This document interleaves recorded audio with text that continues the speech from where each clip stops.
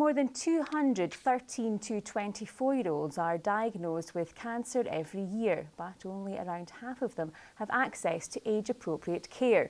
Young patients say being placed in an adult ward for treatment can leave them feeling isolated and anxious. Now, Teenage Cancer Trust is launching a drive to recruit more specialist nurses to look after young people in Grampian and the Highlands. Claire McNeil reports. Wendy was diagnosed with stage 3 cancer at the age of just 17. She was initially treated in an adult ward in her hometown of Perth. Everyone there was a lot older than myself. I was really the only young person there. So I just really got on with my treatment from day to day, although the nurses were great and they did what they could.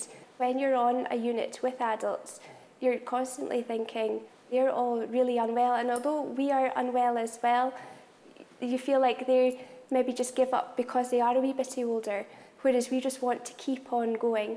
And if you're always around that, it does get you down. And if you're around people your own age, it kind of brings spirits up a little bit. At the moment, Glasgow and Edinburgh are the only areas with dedicated units like this one for young people battling the illness.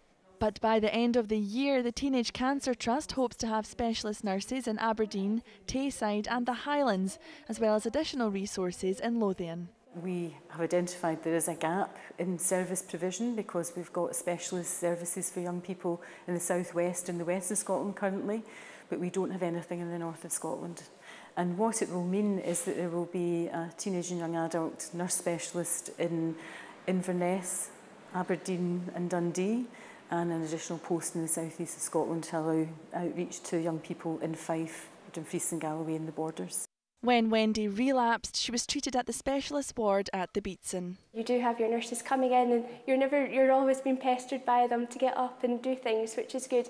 And they're wanting you to meet other people as well, which is amazing. It made me a lot more confident in my journey and that I was going to get through it. I think without that, I was going through such a hard time. I think without the special help, I would have felt very low through it all. And I think if that was given to everyone in Scotland, it would just make such a difference to everyone's journey.